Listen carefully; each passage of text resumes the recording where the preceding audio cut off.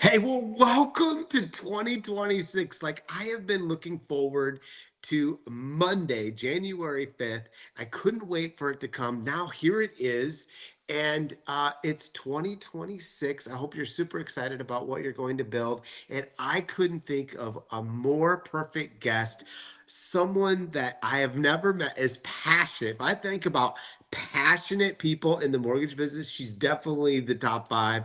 Uh, Passionate about veterans, passionate about helping the consumer get the best deal in the mortgage industry, runs an amazing team, had an amazing year in 2025. So I'm excited to bring up Elizabeth Cassidy. Welcome to Coaching with Chris. Hey, what is up, my guy? Hi, thanks for having me. Yeah. So, like, look, 2026 is here. I can't believe it. It happened fast. I feel like it was just last year. I was thinking we had a retreat. We were planning all these things and doing all this stuff. And now here it is, 2026, 1 year later. It went really fast. But first, before we get into 2026, Yeah. how the heck did you get into mortgage? And when did you start? How did this walk us through this little journey of yours? This is a fun story. So, I was in the military many, many years ago. I didn't know what I wanted to do after high school. I knew I didn't want to go to college. So, joined the Air Force, found a husband, had a couple babies, did the thing. And when I left, I really needed a career that kind of took me from place to place because my husband is still serving. So, I landed on being a teacher. Well, I realized I don't like other people's kids. So I like them in moderation. You give me other people's kids for 6, 7 hours a day. I was like, this is not the vibe. Yeah. So I had just bought my first house. My husband was living in DC, so we had just bought our first house in the Phoenix market, and I actually really enjoyed the process. And so my realtor was like, "Come be a realtor. Like, get out of education, come be a realtor. You can be a realtor anywhere. Like, they're selling houses in every market." Yeah. So we did that. So I actually started in the whole mortgage and real estate space by jumping into it to get me out of the classroom. And I was a terrible real estate agent. I was awful. I would convince people not to buy houses because I thought they were ugly. And Oh, I was selling like, I don't, between 15 and 20 houses a year. So I wasn't breaking any records by any means. And sure. I remember my team lead at the time pulled me in and she was like, "You're great. Like, people really like you, your energy. You got to stop telling people that the houses that they like are ugly." I'm like, "But they are ugly." So they had to kind of taper me back in that sense. But I really enjoyed the time when the mortgage peeps came into the office to talk to Mm, us about that. I had a background in math. That was what I taught when I was a teacher. So I always kind of flocked into the mortgage space and like really wanted to talk numbers. And I realized, like, if I'm being fully transparent, I realized I could still be involved in the real estate process without having to drive around in my car all day and put on pants. I put on mm. pants for this meeting, don't worry. Hey, well, thank you. But Thank you're you. welcome. But that really was like, I was like, I'm good at the math side of it. I'm good with people, but I don't have to be out and about in my car all day. I was getting speeding tickets like once a quarter being a real estate agent. Like, it was just not a good look for me. So I jumped over and moved into the mortgage space in 2020 and February of 2020 and did not look back.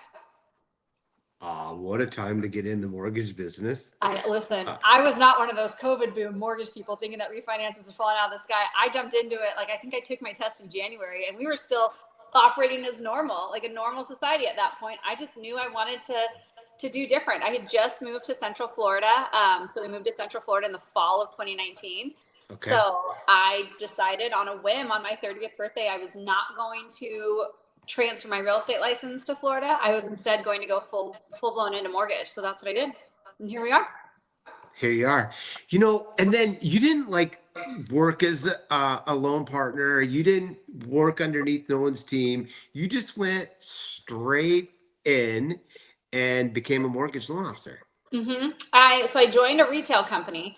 Okay. I didn't know very many people when I moved out here, but there was another loan officer who was a branch manager. I feel like they put that title on a lot of people, but we're trying to be more positive in 2026, Chris. Okay. Um, All right. so she was a branch manager at the time Okay. for a retail company here in town. And she was like, "Oh, you're getting your mortgage license?" I was like, "Yeah, I don't know what I'm going to do." She's like, "Come work for me." So I did. And I remember very vividly the first like 2, 3 weeks, like I tapped into a lot of my real estate experience when it came to like getting your CRM together, like reaching out to your sphere to see who, you could share the news that you're pivoted over into mortgage. and start building a brand and a presence and really finding your niche. That's something that's really drilled into you when you are in real estate, is find your Mm. niche. You can't do everything. You can't do new home construction and commercial and rentals, and like, you got to find your niche. So I decided my niche was going to be VA. Okay. Out here in Central Florida, we have a pretty big military base. There's a lot of big ones throughout Florida. And I remember pretty specifically that she looked at me and she was like, if you focus on VA in this market, you'll fail. And I was like, well, Whoa. I guess hold my beer and we'll see if that happens or not. And yeah, that person's now an LOA for someone else, and I'm not. So we'll just let the audience decide how that story wrote itself. Well, I think the story wrote perfectly for you. Thank you. You know, I've been talking about loan officers and losing their fight. And what I love about you is that you have a fight. You're a fighter in a good sense, meaning Yeah. that, right, like you'll do the things that you need to do that you feel passionate about and that will help your business, but also you will never forget the consumer. No. And talking to you, I feel like that always comes back. Like, but Chris, I'm passionate about the VA side. But Mhm. Chris, I'm really passionate about veterans, and so I love it that you always bring me back to that spot. So now, what I want everyone to know before we go on to this into the story is that so many times I hear owners or other originators that want to build their branch or build their little team. They're like, I'm looking to hire experienced loan officers. And I go, oh, but you're missing out on maybe some of the greatest talent. And looking at experienced loan officers, can I say is a mistake? I've only hired 2 or 3 loan Mhm. officers, uh, and that came experienced. Yeah. And yet I'll still average out of my team 8.4 loans apiece per LO for the whole team. Yep. And majority came with no experience. So it's like, look at Elizabeth, no experience, and then just kicked butt. And So I just love that part. I actually applied for another company here in my town that prides themselves and advertises that they are military. Their owner is military, and this was in 2020. They wouldn't even look at me. They wouldn't return my phone call. They wouldn't return my email. They wouldn't do anything. About a year and a half later, they, you know how they do. They start recruiting. They see the volume. They want to hire. They want to bring experienced people in. And I ignored it for a couple months. And then one day, I was just in one of those moods. I was like, oh, we feel a little bit spicy. Let's take one of these calls. So I took it, and they were like, "Oh, we're calling to set up an interview with you. We would like to discuss an opportunity with you." And I was like, "Is this about my application?" And the guy on the phone didn't know what to say. And he was like, "Yes." I was like, "Really? You guys are calling for my application from January of 2020?" And he got real quiet. And Oh I was no. like, honey, I applied with you guys 18 months ago. Word of advice, don't ever sleep on a new person or a veteran ever again, especially when you advertise in this town that you are a primary VA lender. Sure. So I love that. I don't ever, obviously I did not go work for them. But I tell my team all the time, if I want to look at hiring new people, I would much rather hire brand new, fresh out of mortgage school versus, and it's not to discredit experienced loan officers, but we have our For ways, we sure. have our tricks, we have our Yeah. nuances and our quirks. Someone that's fresh, you can train them how you feel success looks, and success looks great in a lot of different stories for a lot of different people. So I agree with you. I like that. I like being the new person. And I would say for 2026, creating a program to develop and grow loan officers is Mhm. something very important for our growth. And like just like Elizabeth, you have a lot to add. You have a lot to give to even a beginning loan officer or someone just new to the industry. You would have a lot to add. And I know that you're going to coach up some amazing LOs in your career Yes. that'll look back and go, I couldn't do it without Elizabeth.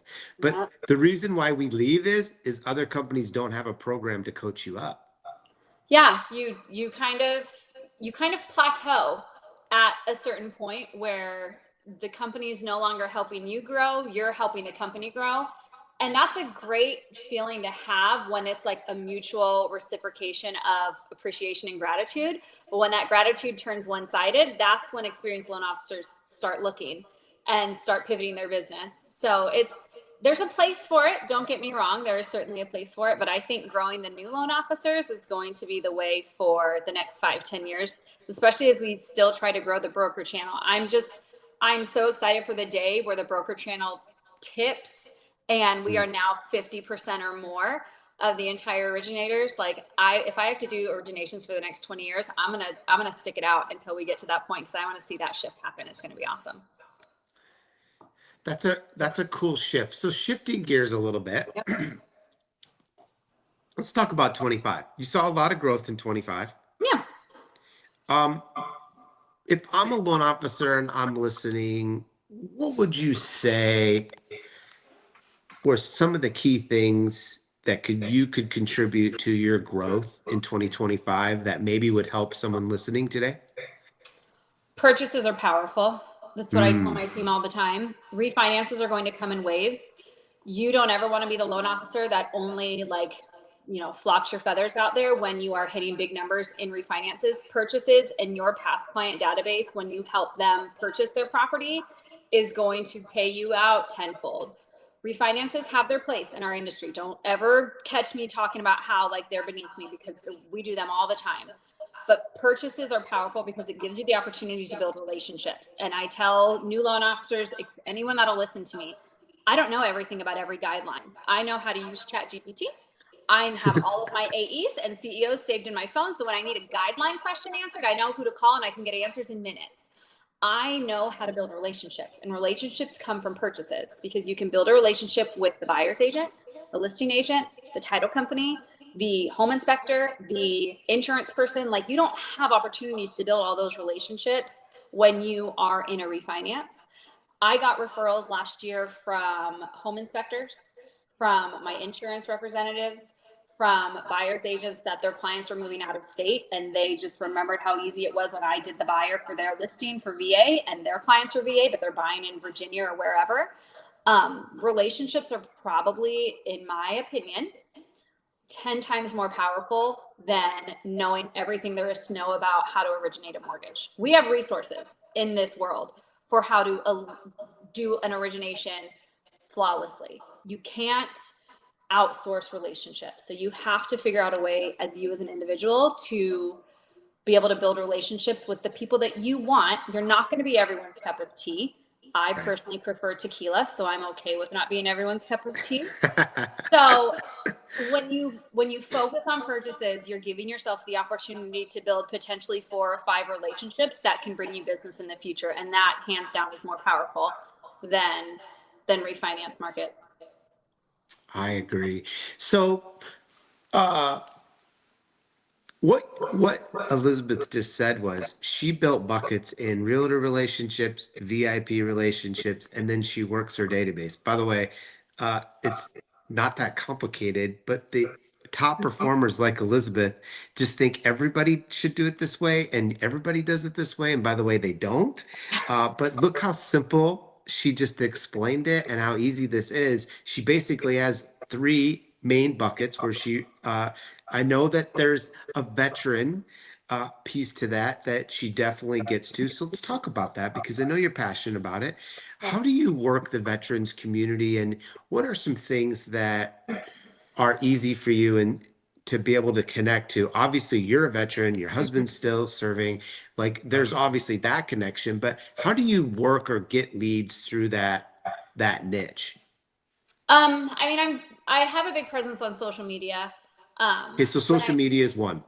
Well, social media, if you remember, nobody was having in-office meetings. Nobody was doing showings. Open houses were non-existent for essentially the first 18 months of me being from real estate into mortgage. So Right. I built my entire referral network on social media. My first meeting with one of my very first agents that I closed a loan with him last week. His name is Brandon. I met him through a Facebook message, and I just straight up cold Facebook messaged him and was like, hey, I'm just here to put myself out there. I'm a new loan officer in town. I'm not new to the real estate game. I'm prior military. You are military. I think we should talk about how we should serve our people together better. And in 5 minutes, he said, hey, call me. That doesn't happen all that frequently like that. But it was the fact that I had zero qualms about putting myself out there and telling people, like, I'm going to serve your people well, but you have to be ready in your business, Mr. or Mrs. Real Estate Agent, to take a little bit of a jump to say, hey, let me go ahead and try this person out. And I still do that to this day. I still put it on my goals every single month that I want to have 3 to 5 in-person meetings with new real estate agents or new brokerages, new team leads, new things like that, where I want to get in front of new people that don't know me. Hmm. And you didn't pretend. No. I'm new. I'm Yeah. like, this is who I am. There's no But I'm reason to not lie new to about real it because they're estate. going to find it out anyways. And then if you lie about it, they're going to be like, not only are you new, but you also are a shitty liar. Oh, sorry, I Right. said that word. So You're I like, fine.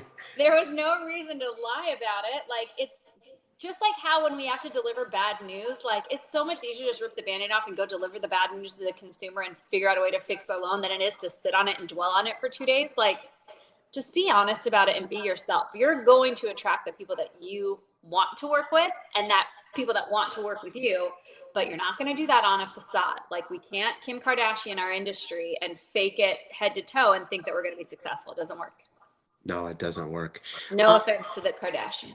No, we don't need any letters. We don't need any letters. Uh, hey, what were two maybe tiny things that were tweaks in 25 that you saw success with? I mean, these were some big things that you just told us, which were great, amazing nuggets. What's some small little nuggets that people overlook? That's a good question. So I think one of the first tweaks that I made was I stopped trying to do it all. Like, I Oh, stopped trying to be at every broker open, every event, every sponsorship. And it was not about the money at all. I stopped trying to be everywhere because I talked to I guess that was one of the biggest tweaks. I started having more open and candid conversations with some of my best referral partners. And yeah. I said, if you could control what my business looks like, knowing that you partner with me in mortgage, what would that look like for you? And they said, Elizabeth, get out of the market so much and get behind your computer more. I was like, fair is fair. Like, so one of the shifts I made was I shifted away from like maybe having it 50-50, like networking and trying to build new relationships, to like an 80-20, Okay. where they want me behind the computer more, like lead generating from behind a screen, from talking, processing through applications, from refollowing up on old dead leads, from figuring out difficult files. And I have a team that is, I would run someone over if they tried to take my team from me. I have a team that handles it and they are flawless. I believe But you, by the way. I believe you. I would call someone for bail money. I'd be like, Chris Vincent, remember when I told you on your TV show I was going to run someone over? I did it. I need some bail money. Um, but that was one of the tweaks I made, was I stopped trying to be everything to everyone. I Hmm. really determined what the important things were and what was going to get me in front of the most people for the least amount of time. Notice how I did not say anything about the money piece. Like, if sponsoring an event cost me $1,000, but it got me in front of 400 realtors, guess what I was doing? I was writing a check for $1,000. It's okay.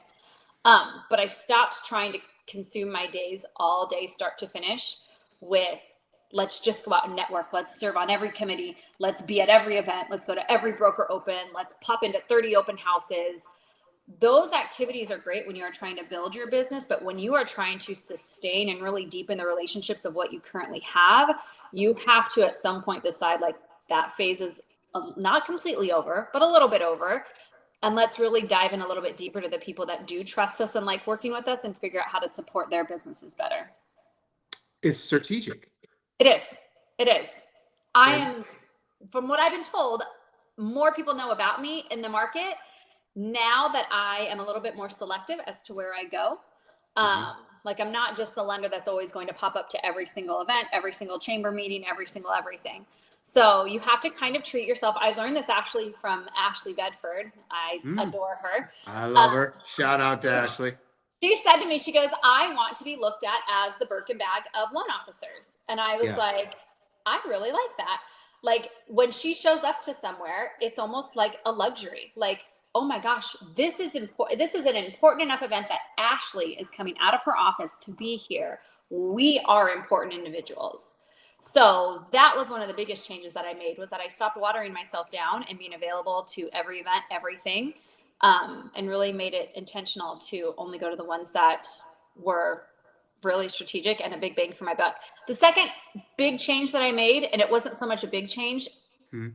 in terms of, well, I mean, I guess, yeah, it was a big change. I paid my people more. That's going to Let's hear. I love this. ruffle a lot of feathers. No, They, this is great. I was dealing with some turnover, and Okay. nobody likes that feeling. You don't like the feeling of having to fire someone or having to replace someone. You feel like you're starting over. And I really try to carry the Gary V mindset of like hire slow and fire fast, but I didn't even Hmm. want to get to the point where I was firing. So I knew the people that I had in my circle were the ones that I like would do this job for the next 20 years with. I decided I was going to pay them more. No job change requirements, no anything. I just wanted to, I made a conscious decision. I was going to appreciate them more.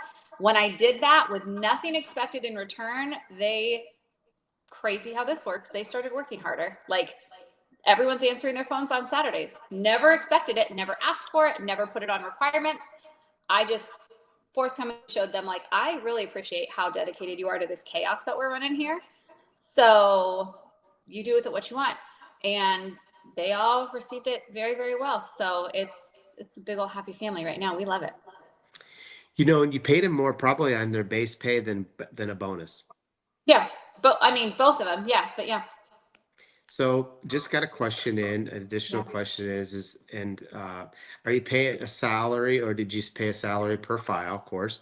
And in probably the true answer is that you did a little bit of both. A little bit of both. Yep. It's a combination of both. A little bit of both. Yeah. Do you pay it by per file or do you pay by basis points of the loan amount? Per file.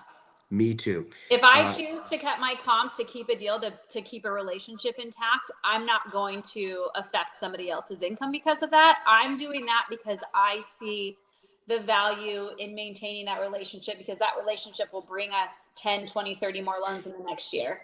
So I do it per unit. We have some metrics. Certain files, if they're paid differently, the metrics changes, but no, it's a per file thing. I don't like the feeling of basis points because I don't want people to have that in the back of their mind that they want to sell, full comp files all the time. Like sometimes there's very much a need to make sure that people get really good deals, whether it's to win a deal or to get someone into their house because they truly are strapped for funds, whatever the case may be. But we don't do basis points over here. The other change I made was I had my team start rewriting all of their loans in their own name. mm, They don't put them under my own name. No. And that was one that in previous years with different mentorship, I was told to change. And the mantra to me was, if you can't beat them, join them.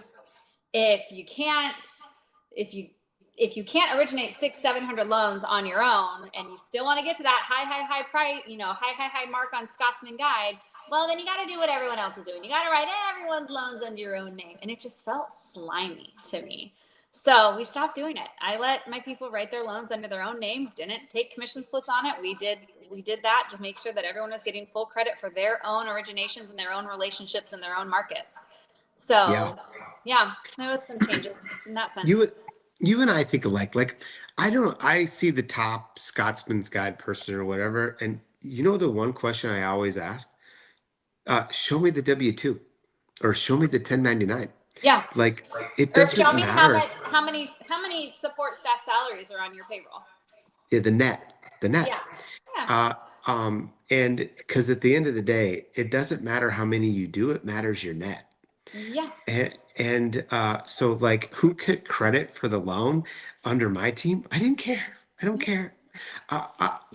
Trophies are great, but a W-2 or 1099 net pay to me is way better. Yeah. And that's why I'm in it. Part of I the buy myself reason my own trophies with my own yeah, W-2 1099. I don't care. I'll buy myself right, my own prizes. right.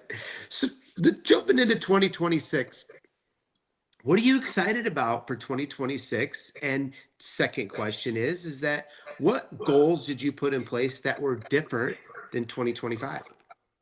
So I don't even know if we said this or if we need to, but I'm with Edge Home Finance. So Yeah. Tom Allis, our CEO. Of Tom. I text him Monday. I was like, we doing this again, Tom? He's like, we secretly love it. I was like, all right, run it back. I don't believe in really like reinventing the entire wheel just because it's a new year. I looked Yeah. at what I did last year And I decided to put more pressure on one thing that I did not put enough pressure on, and that was pre-approval conversion. Um, Mm. I'm a weird numbers person, so I have spreadsheets for just about everything. I tracked my conversion of how many pre-approvals I gave out. I send out letters every time someone gets pre-approved.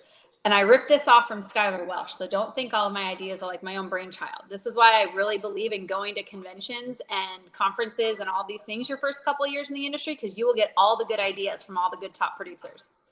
Skylar will send congratulations, you're pre-approved cards with full glitter in Hmm. them. So I started doing the same thing. It's confetti.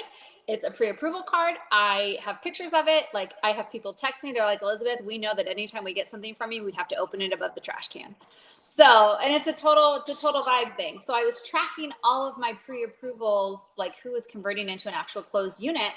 And I didn't love the number. Like, it was just under 50%. So Mm. I was like, we're going to do more follow up and more conversion on that. So that is my one big goal for 2026 is I want to stay more on top of our pre-approvals with our consumers and their real estate agents, just to make sure that we're not losing clients because we're just not following up with them more rigorously. So I mean, the goal for 2026 is obviously to beat what I did last year. I would like to beat it by 25%. Is Hmm. that crazy? Probably, but I've always been known to run a little crazy. Mm. So, and then I would like to grow a couple of more loan officers within me to make sure that I'm helping mentor the next generation. Because I'm gonna be honest, I ain't trying to do this job for another 20 years, Chris. You So told me you were in for 20. You told me you're in. if we cannot get the broker channel Oh, over okay. All right. 50%. So listen, all you headhunter recruiters, for all you big broker shops, I know all you jokers because you've all tried to call me. Y'all better do your job and stop recruiting from the broker channel. Go after retail so we can grow the number of brokers so people like Elizabeth can retire. We want to see it get to 50.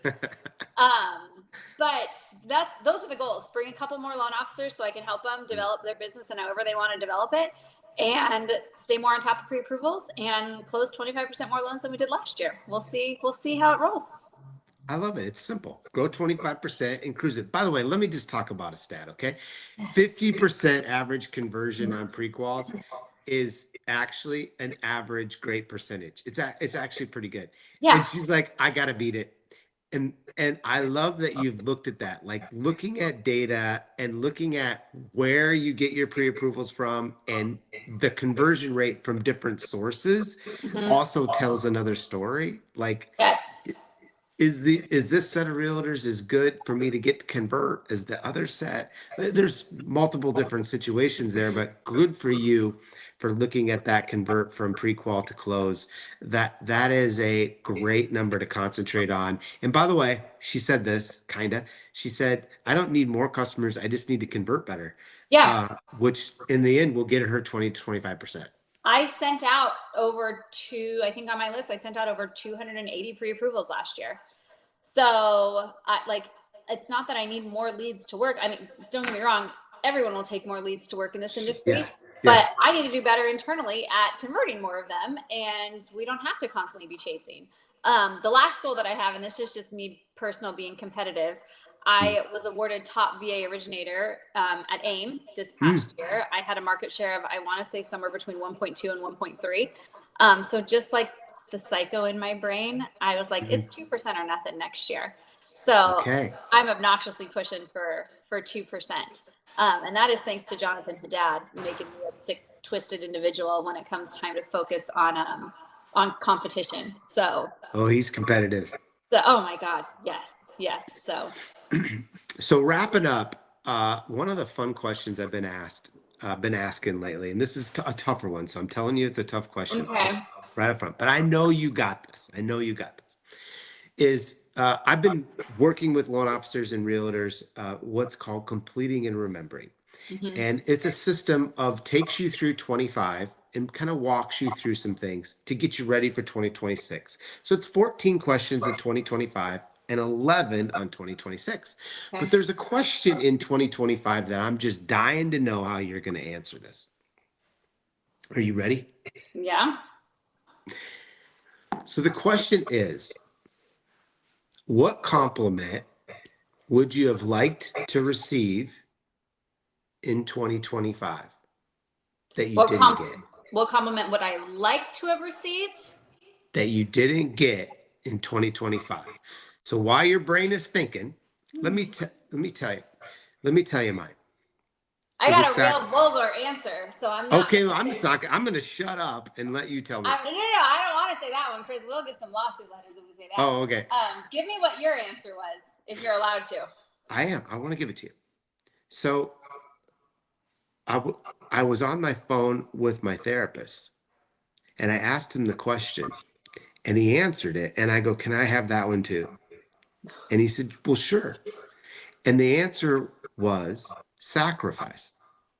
Like the things that you did in 2025 is going to truly pay off in 2026 and Yeah. 2027. Keep going. You're on the right track. The sacrifices and the things that you did in 2025 is going to pay off forward. Don't quit. And I was like, that's what I needed. So when you're thinking about that and you think about this tough question, what would have been the compliment that you wish you would have received in 2025? Mm.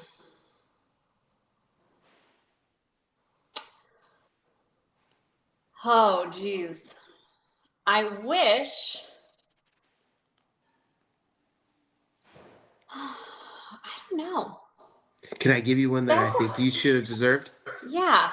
This is a hard. I have one in my mind, but it's a little bit too. It's not too personal for me, but I think it would throw someone else under the bus, so I'm gonna probably not use that one. Okay, we won't use that one, but Um, like, look, I think you deserved more credit. I really do.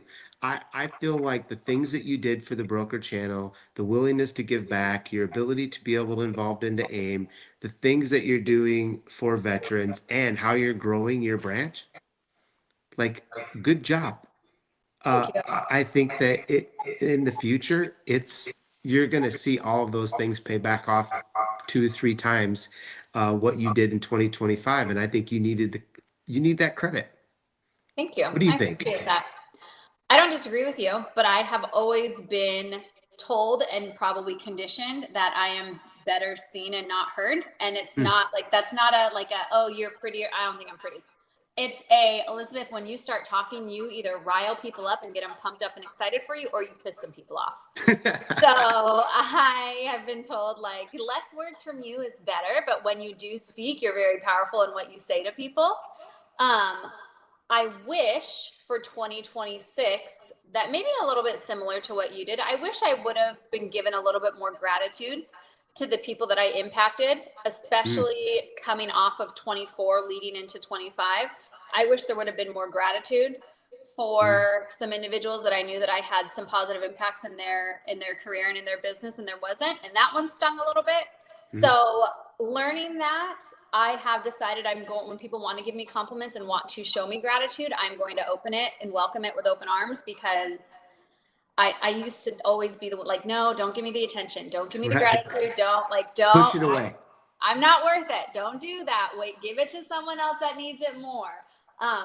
And I should probably welcome it a little bit more. That's probably on a personal level what I need to focus on a little bit more in 26. Well, thank you for being on Coaching with Chris. You're killing it. I'm super proud of you. I can't wait to see what 2026 does. And I just appreciate you. Thank you much. I appreciate it. Can I say one more thing since we're live? Sure. I believe in manifesting, okay? I believe in speaking into existence what you want to happen in the world. And the one thing that I want to happen in 2026 is being given the opportunity to speak to real estate agents at some sort of real estate agent convention on the VA loans and giving realtors more power and confidence behind VA. So if anyone in here is listening and you guys are with a brokerage that has conferences or conventions or any of the things and you guys need someone that is passionate on VA, I've been told I'm not afraid of a stage. So I can do that. I'm just going to manifest it and put it out there now.